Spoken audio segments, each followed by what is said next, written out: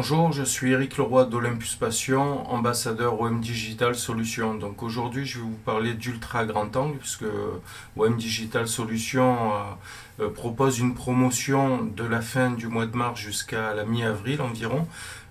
Propose donc une promotion sur ces optiques. Donc j'ai décidé de faire un point sur celle-ci, en tout cas moi de celles que j'utilise et de la manière dont je les utilise. Alors dans cette catégorie, donc nous avons trois optiques qui correspondent à ce type d'objectif. Donc ce sont le 9-18, le 7-14 ainsi que le 8 mm fisheye qui est une optique un petit peu différente mais que j'intègre dans ces catégories-là par rapport à certaines caractéristiques sur lesquelles je reviendrai un petit peu plus tard dans la vidéo. Donc le premier de ces objectifs est le 9-18 et la caractéristique vraiment de cette optique c'est cette compacité qui est vraiment très adaptée au voyage et en tout cas à tout ce qui est lié à la transportabilité.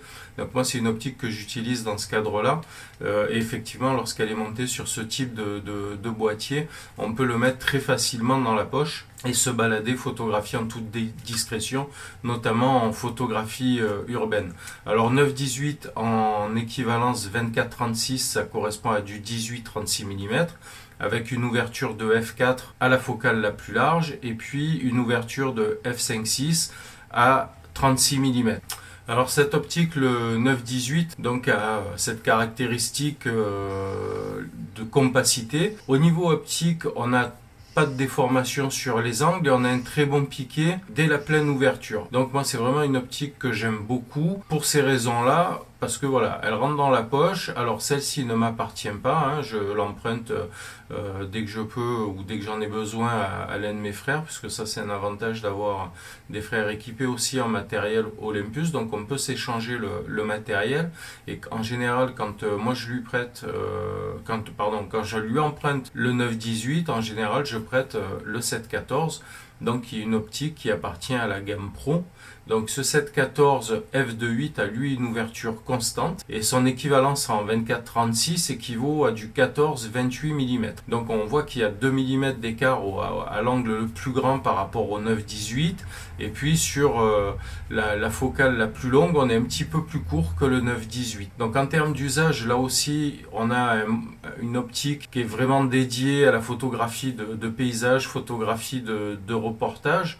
Alors, reportage de tout type, avec comme particularité d'être tropicalisé comme toutes les optiques pro, et donc on a cette possibilité de travailler dans des conditions qui vont être plus tourmenté qu'avec un 9-18 qui n'est pas tropicalisé. Donc ce 7-14 il a vraiment une orientation souvent liée, alors c'est un statut certes, mais disons qu'un photographe professionnel a souvent l'obligation de rendre des photos à des clients, donc de fait on a cette appellation, cette dénomination qui permet de catégoriser ces objectifs dans cette gamme pro qui est vraiment en termes de qualité optique qui est excellente, qui bénéficie de la tropicalisation et qui va répondre à cet usage intensif. Mais bien sûr, ça n'est pas destiné qu'aux photographes pro. À partir du moment où vous pratiquez votre photographie dans des conditions perturbées, eh bien, la gamme d'optique pro répondra à ces besoins. Et donc le 7-14 en fait partie. Donc c'est vraiment une optique dédiée à ce type d'usage-là. Donc beaucoup d'intensité avec une compacité qui est pour une optique pro qui est plutôt bonne. Alors donc ce 7-14 là, comme il est dans la gamme pro, on va retrouver la bague de clutch pour le clutch pour débrayer l'autofocus.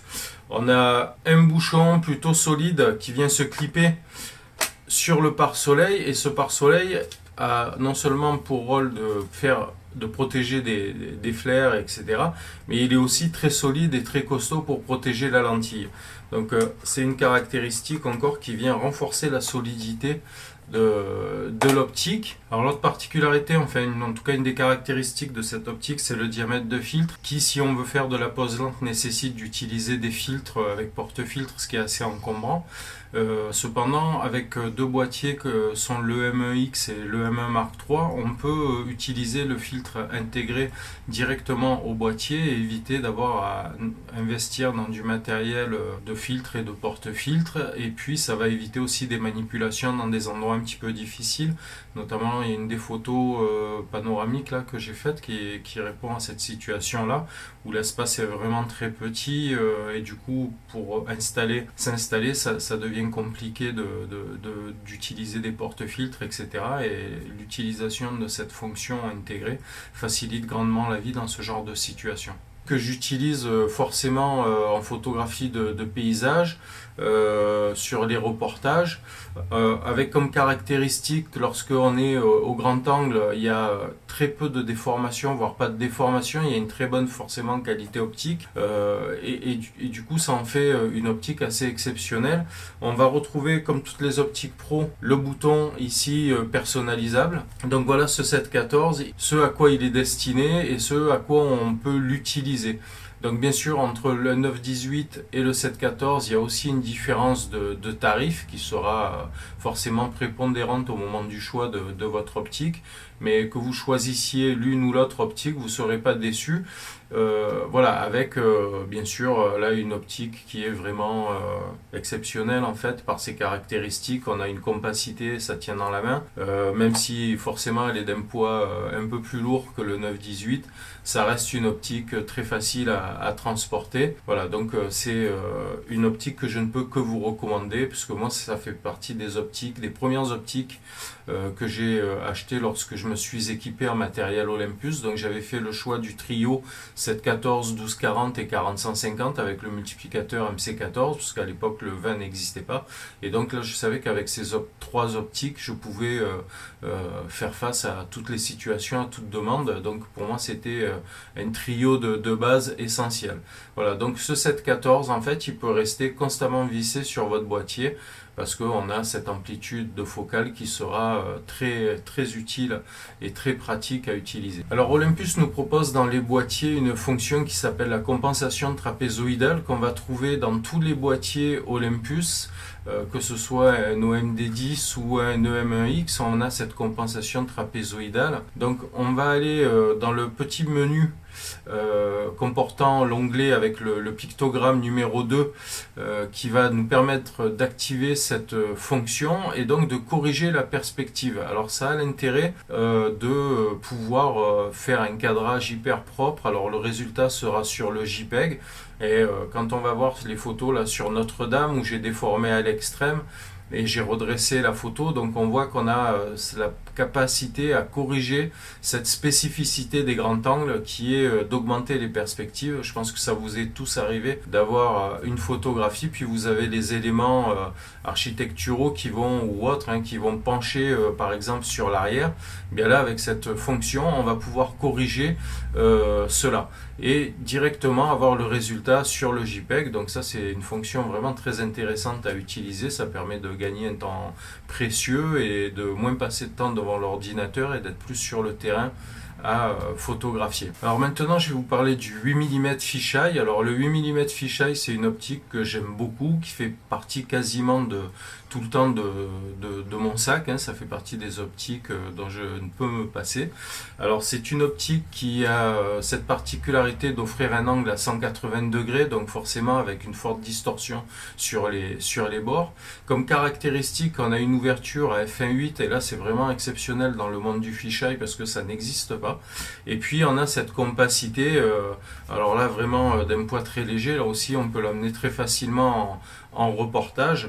C'est une optique sur laquelle on va retrouver ce pare-soleil comme le 714 solide qui protège bien la lentille, et le système de clip du bouchon donc qui vient contribuer à la solidité de l'optique. Donc moi c'est une optique que j'ai achetée au départ forcément pour faire des visites virtuelles, et puis aussi pour le plaisir parce que c'est une catégorie, enfin les fisheye que j'aime beaucoup utiliser, notamment en jouant avec les distorsions et avec cet effet de ligne d'horizon qui va être courbé si on s'amuse à travailler avec l'assiette de l'optique. Alors, comme toutes les optiques pro, on retrouve une tropicalisation de l'optique. Par contre, on n'a pas de clutch pour débrayer l'autofocus, ni même de boutons personnalisables, hein. Je pense que c'est lié à la compacité de l'optique. Bon, on peut trouver des astuces, c'est pas très gênant non plus. Donc voilà, ça c'est une optique qui est vraiment très intéressante. Comme autre caractéristique particulière, en plus de cette ouverture à 1.8 qui permet pas mal de créativité, ou en tout cas voilà, qui autorise cela de s'interroger de la manière dont on peut utiliser cette grande ouverture, il y a aussi une distance de mise au point qui est de seulement 12 cm, qui est vraiment très courte, et là encore une fois ça va booster la créativité. Alors, la mise au point des autres optiques du 9-18 est de 25 cm et du 7-14 est de 20 cm. Ce qui fait là aussi des distances qui sont quand même très courtes et qui permettent de faire des choses vraiment très intéressantes en photographie rapprochée. Olympus nous propose aussi également avec le 8 mm fisheye une compensation de la distorsion.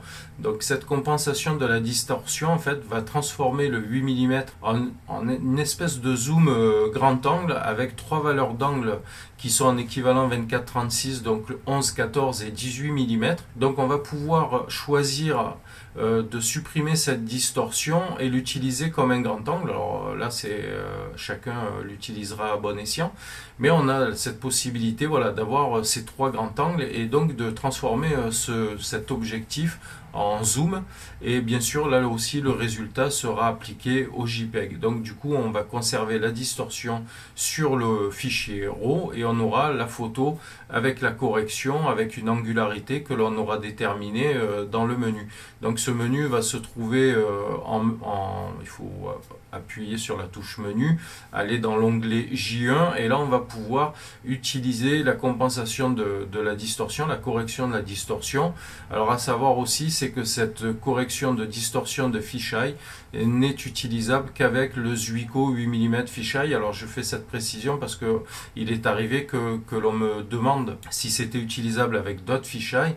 Donc c'est une fois de plus l'intérêt aussi de travailler avec des optiques Zuiko. Moi ça a été mon choix pour pas brider les fonctionnalités que nous propose Olympus. Voilà, donc une fonction très intéressante encore une fois qui augmente la polyvalence de cette optique, qui la rend vraiment très intéressante à avoir pour ceux qui aiment utiliser le fisheye. Et puis pour ceux qui n'en ont pas encore utilisé, sachez que ça demande un petit temps d'adaptation, mais une fois qu'on s'est approprié les caractéristiques de cette optique, c'est vraiment très sympa à utiliser. Alors l'autre usage intéressant aussi avec ces optiques, alors bien sûr on va trouver paysage, photographie de reportage, photographie nature, hein, c'est vraiment leur domaine de prédilection, street photographie, photographie urbaine, donc que ce soit en architecture ou encore une fois en shooting street photographie.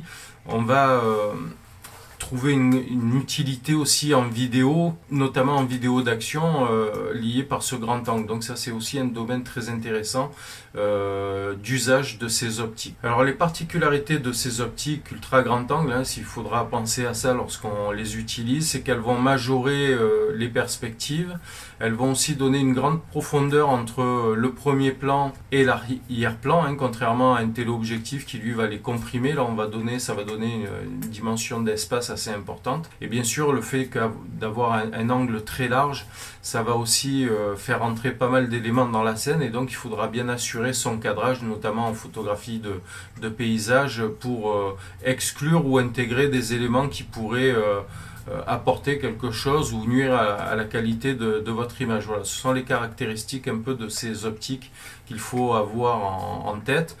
Quand on les utilise, une des choses à laquelle il faudra veiller aussi, c'est l'assiette de son appareil photo, sauf si on souhaite vraiment augmenter les perspectives.